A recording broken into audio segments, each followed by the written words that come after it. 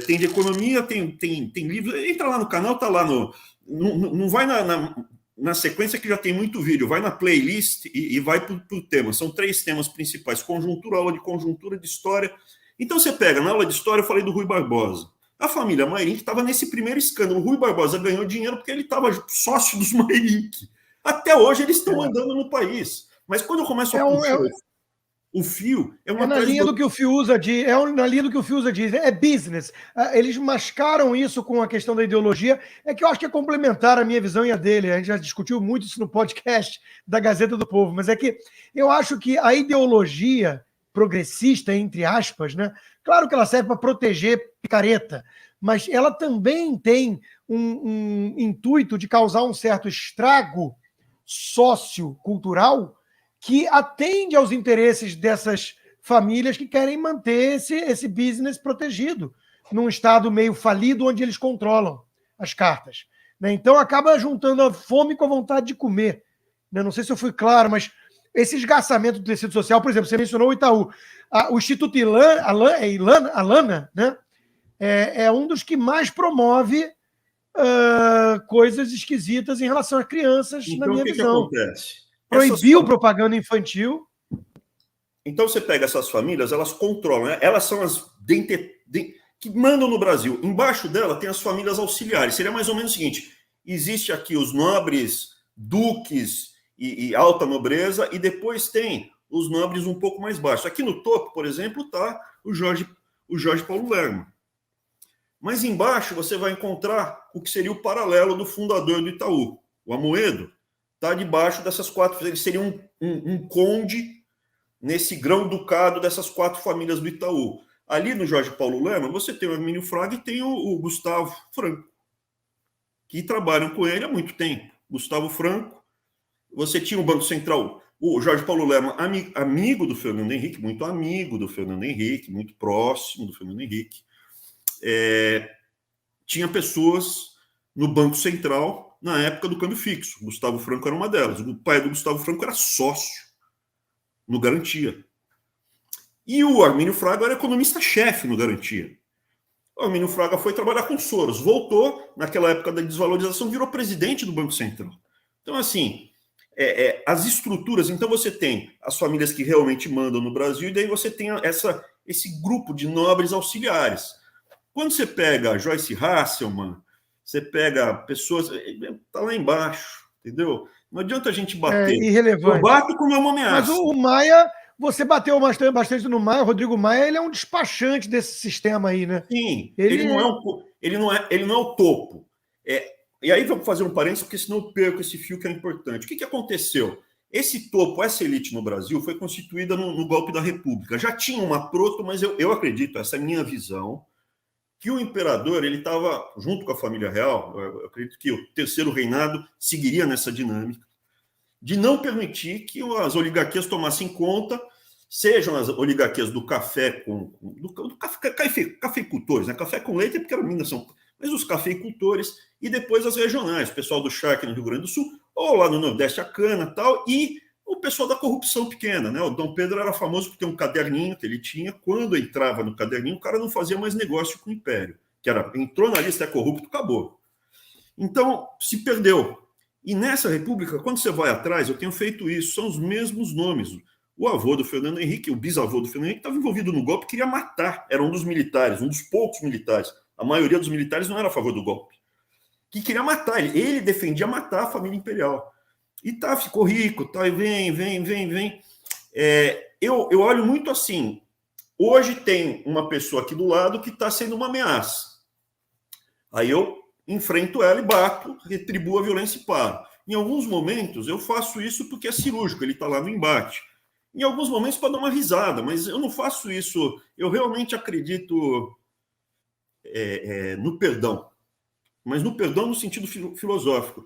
Só para fechar, então, quando você fala esses nomes, eu procuro enquadrar e ver as ameaças e em como essa briga, nesse momento com eles, me vai ser útil ou não.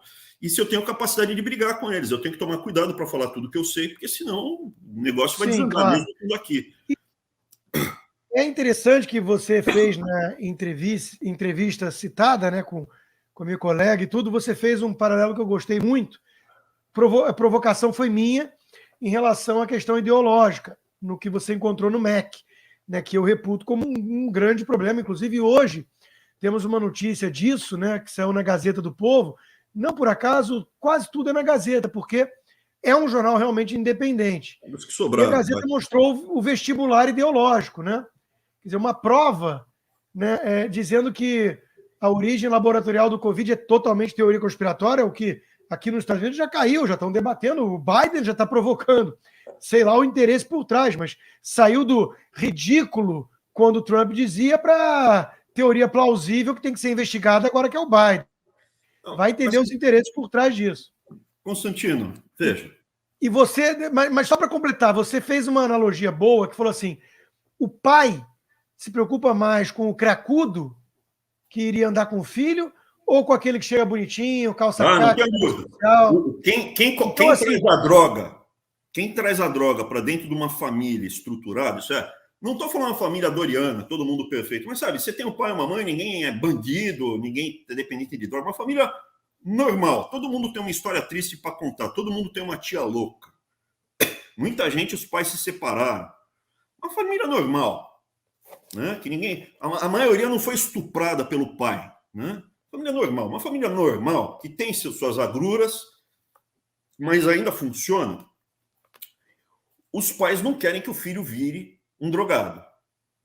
Quem é a maior preocupação? É o cracudo que está na Cracolândia, que vai conhecer o seu filho e começar já seu filho a fumar crack lá? Ou é um cara do condomínio que fuma maconha, cheira uma cocaína e chega lá no canto, mas tá ali, chega com a camisa polo, tá com a calça caque, você deixa o cara entrar, entendeu? O maior risco. Então me desculpe, eu vou puxar o assunto já para uma coisa interessante, querendo saber se você vai também ou não disputar o governo de São Paulo ou Senado, tem muita gente querendo saber, mas quando você fala em cracudo versus sofisticado que te leva ao mau caminho, por um acaso, na minha cabeça, veio a imagem dos tucanos contra o PCO.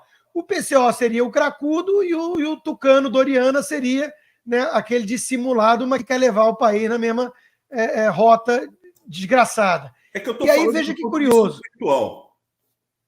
Não, sim, eu estou falando do ponto de vista político, porque é um resultado do intelectual. Porque, olha só, o Dória repudiando as agressões que os tucanos sofreram, mas não deixa de ser curioso, Abraão, e aí vem até um filósofo que eu sei que te influencia ou influenciou alguma coisa, que é o Olavo de Carvalho, que diz isso, né? O liberal, esses caras de liberais eu prefiro não chamar, mas enfim, eu entendo. O liberal é um instrumento, né? Que vai ser usado pelo comunista, né? Então, esse caso foi típico, né? Os caras estão lá com essa narrativa toda de impeachment, genocídio e blá blá blá, vão participar de um ato comandado por Lula e suas adjacências movidas à mortadela, porque é disso que se trata, né? E aí são espancados pelo PCO e depois fica bancando, vítima de agressão e tudo mais. Quer dizer, é mais ou menos isso. Nós estamos lidando com uma turma sofisticada, porém dissimulada e que, no fundo, quer levar o Brasil na direção pelo menos dessa manutenção de oligarquias e um Estado meio fracassado. Concentração de poder. O Brasil é um jogo de concentração de poder desde a República. Essa é a minha visão. Estava se tentando desconstruir isso. Havia corrupção antes, você tinha escravidão antes contra a vontade da família real. Os oligarcas que queriam a República fundada justamente, essa que é a grande mentira. A República é fundada pelos escravagistas que queriam ser indenizados. Havia gente bem intencionada, etc. Mas o movimento principal foi esse. Foi assim que surgiu e foi um golpe, que não tinha apoio popular.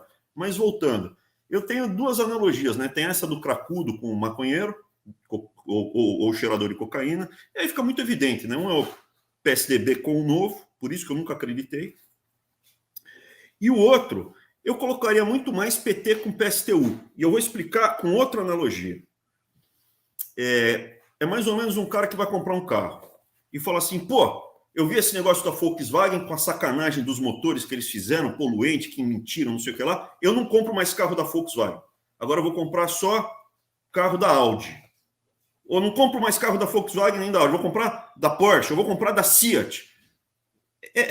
É a mesma família controladora. é a família Porsche que controla a Volkswagen, que, diga-se de passagem, era uma das famílias oligarcas que terminaram da Alemanha, escolhidas a dedo para serem os campeões nacionais, que terminaram a guerra e consolidaram uma faixa ali da indústria.